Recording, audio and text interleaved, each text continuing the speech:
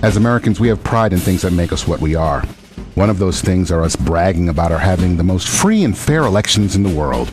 We offer to stick our noses into other countries' counts because we always get it right. Or do we? On Tuesday, the Minnesota Supreme Court awarded the United States Senate seat to former comedian, Air America talk show host, Democrat Al Franken, over the Republican incumbent Norm Coleman. Now, let me open an old wound to set up my point.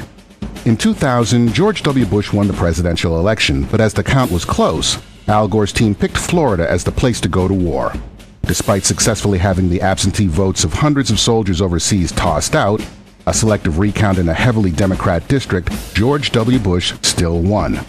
A point never recited by the Bush stole the election crowd was that over a dozen independent news agencies also monitored and in some cases recounted those ballots, and Bush was still victorious. If only one news agency found a Gore win, don't you think we would have heard about it by now? I think so. But to this day, the liberals still whine about 2000 as a stolen election.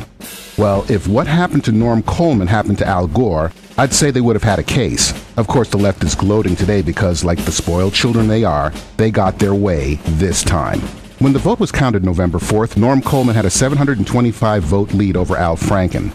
After the Democrats got to mess with things, toss out overseas absentee ballots again, and a few more recounts, Al Franken had a 312-vote lead that was certified by the Minnesota Supremes. With that, I'll make my points.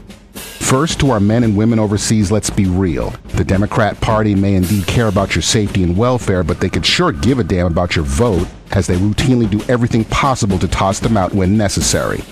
Second, between Acorn illegally padding voter registration with phantom Democrats and now finding votes in Minnesota that weren't there before, the Democrat Party should be the last people screaming about stolen elections and count every vote, as they seem to be getting pretty good at one and aren't very good about the other.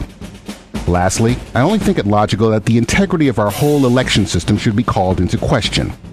How you can have a 1,000-point swing from the first count to the last recount means either that count can be easily manipulated to the desired outcome, or it wasn't done properly in the first place. Think about it. While the left declares Barack Obama has this huge mandate, he only won with 53% of the vote. Or did he? This is Bob Parks, Black and Right, and you can find my columns, videos, and radio rants online. I'll be back here next week at the same time on 97.3 FM WJDF.